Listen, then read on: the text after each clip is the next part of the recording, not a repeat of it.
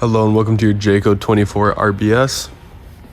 Gonna start right up front with a light, just in case you need to hook up at night. You have your retract and extend for your power tongue jack here.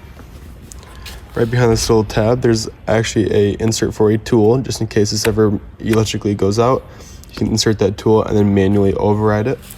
Coming to your propane tanks here, you actually have a little switch in the back, which points to whatever supply it's actually taking the propane from.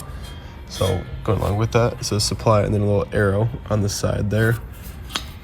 Same with the side, it's supply and then arrow. It just takes the propane from whatever tank this is pointing to.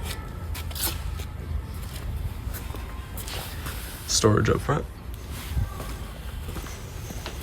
Coming here, you have your furnace exhaust. So when your furnace is on, this actually shoots out excess heat. So that does get very hot. So if you have any little kids or someone who may not know in the area, just let them know, do not touch this. Just to the right of it, you have your fresh tank fill. So when you say you go out boondocking or go in the middle of the woods, you don't have a city hookup for water, go ahead and fill this up before you go on vacation. And then you can use this water to have a steady flow while you're not hooked up. So for example, go ahead, fill this up. Once it's full, you can tell by the reader inside, which I'll show you. Go and turn on the water pump, which is on the inside, and that pump will then take the water from this fresh tank and then push it through your system, so you have running water while out in the middle of nowhere.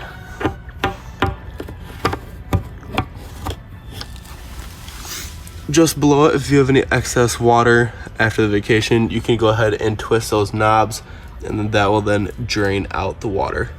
Coming to the back end here, you have your camp power, your shore power here, cable TV, and a satellite input. Just beneath it, you have your sewer system. You have the gray tank and black tank pull there. So all this is, the black tank is going to be your toilet extras, so your toilet water, toilet paper, etc.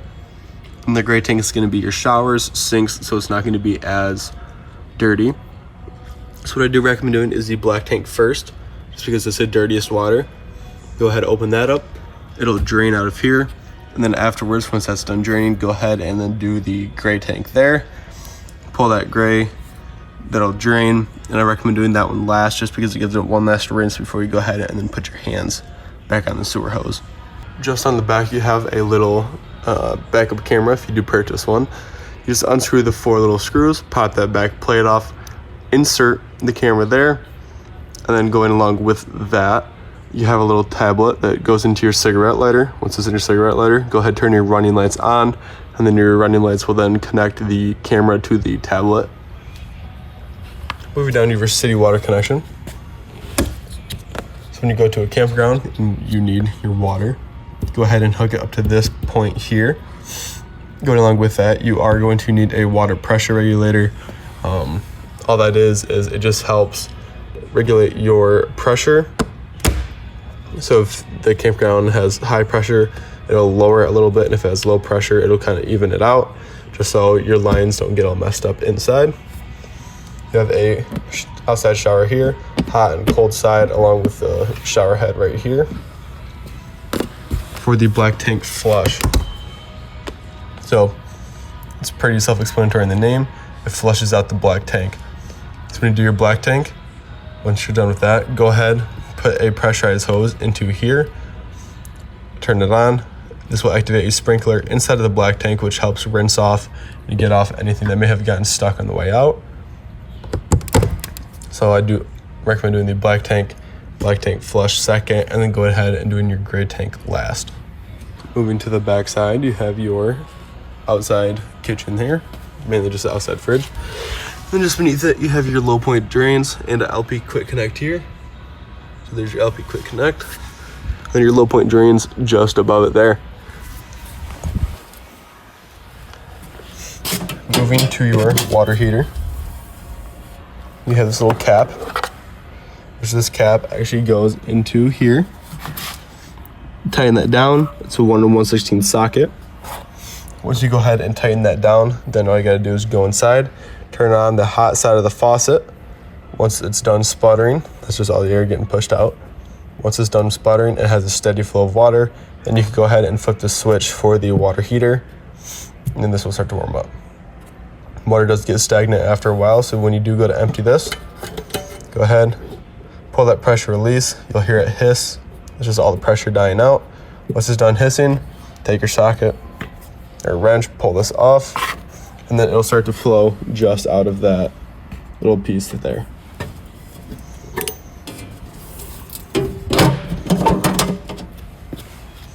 Moving out, this is for an outside TV if you have one. It would go right on there, 110 outlet, then cable satellite there. Moving to your wheels, right here on the little green tip, that just means that your tires are actually filled with nitrogen and not air. You are able to fill it with regular air. It does not inflate or deflate with temperature change, so you can do that. Coming along to your steps, make sure your door is completely open. Come down here. All you gotta do, lift up, make sure that this does not hit your door. That's why I say make sure your door is completely open. And then just push it in. Make sure this little white piece is behind the frame so it doesn't move. And then if you need to adjust your legs, you just hold this in here and then press it, move it up or down. Here, pull the blue tab, grab the handle, and then slowly bring it down. The reason why the legs aren't completely out is because you actually need this completely flush with your metal piece here, because otherwise, if it's not flush, when you go to shut the door, it'll end up slamming and then cutting, basically ripping this part off along with the rubber seal right behind it. Just on top of the awning here, on the right side, you see that little black tab. If this ever electrically goes out, you can pop that tab off and insert a tool and then reel it in or out.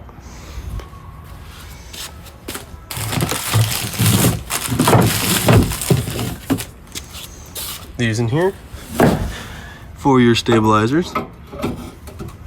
Put it in there and you can start to crank either way.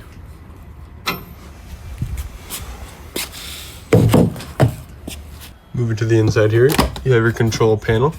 Starting up top, you have all of your readers: battery, fresh tank, black tank, and gray. Coming to your water heater, you have two elements to it: LP gas and electric. So all that is, you can choose. If you're on electric, I just recommend doing that. If you're out in the middle of nowhere, all gas. Or if you're hooked up, you can do both at the same time. That'll just give you the hottest water.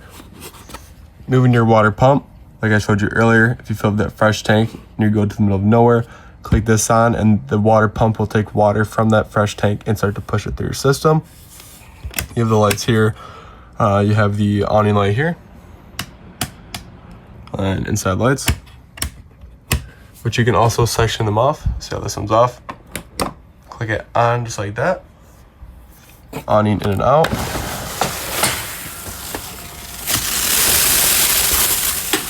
You know you're fully extended when the little flap starts to come down just like that. And reel it in just a tad bit to show you how you pitch it for the rain. So let's say it is raining, you need to pitch it before you reel it in. Grab here, pull down, and then it'll all start to lean off the one side that you pulled down. Push it back up, and then go ahead and reel it right back in.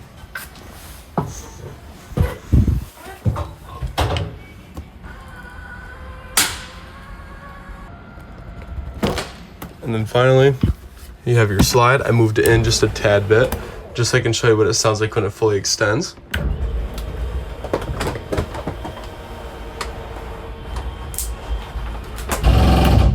Once you hear that little gear grinding noise, you know you're fully extended. Don't worry, it's not a bad thing.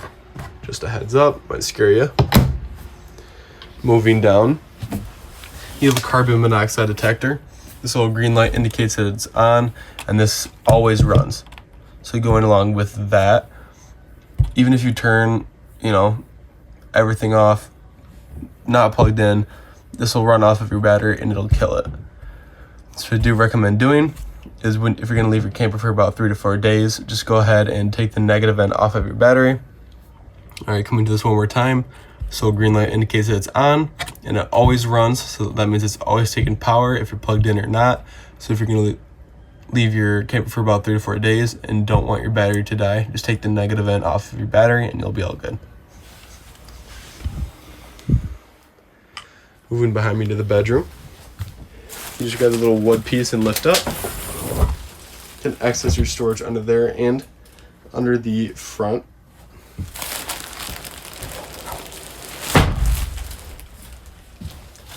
Moving over here, you have a TV bracket, and then you have your input and 110 outlet here. You have your keys, main doors there, and then that's gonna be like your extras, like shower and baggage doors.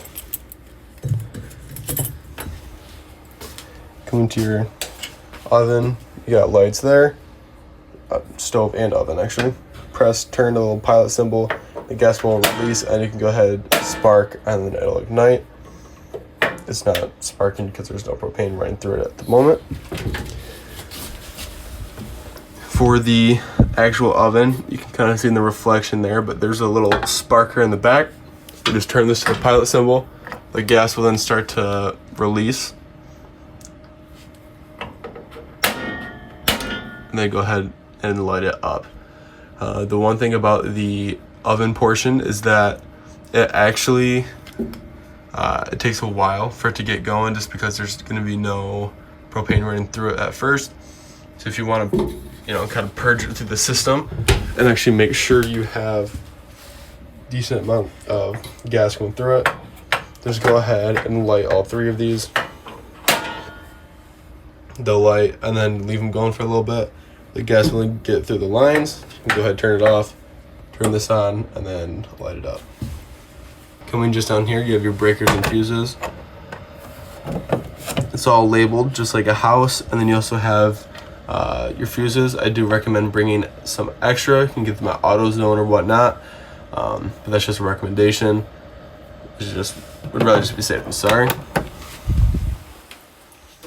Moving on to your fridge. Hold to turn on. 1 is just going to be cold. 5 is going to be the coldest it can go. And then this indicates whether it's reading the fridge portion or the freezer portion. Just like that. See, fridge, freezer, and then this is nighttime mode. That just makes it kind of run quieter and the beeps quieter at night. And then hold to turn off, just like that. For the bathroom, toilet's just gonna be a foot flush. All you do is press and it'll empty. What you are going to need is toilet solution along with RV grid toilet paper. Toilet paper will actually help break down easier, so it won't clog your systems. And then the solution will help break down the solids and smells, so you don't have to worry about that either. And then moving up, you have your fan, close, open, and then you click here, and that activates the fan there.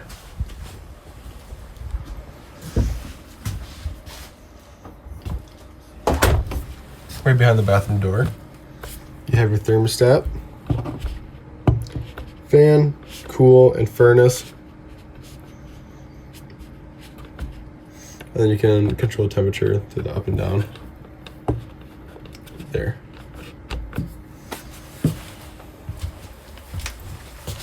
Coming to your sound system.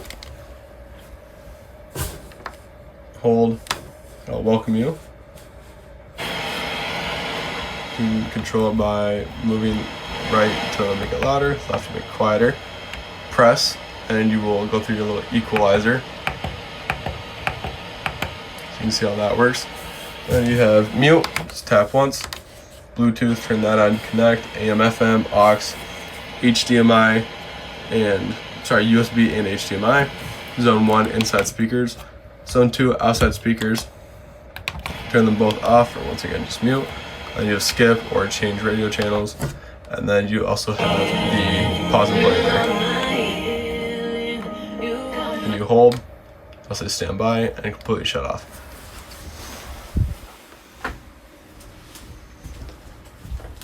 Moving along to the couch here. Just grab underneath, lift up. It's just a regular jackknife. It'll fold out just like that. And then to put this back up, I do same thing but opposite. Lift up, push it in a little bit, and then push down, it'll fold. Moving to your little AC vent here. Leaving that open, that'll just have a dump straight up the middle. If you want to go to your like vents in the ceiling, there we go. Close this, and then that'll be forced to push out the vents. You also have a little sunroof here, little skylight there.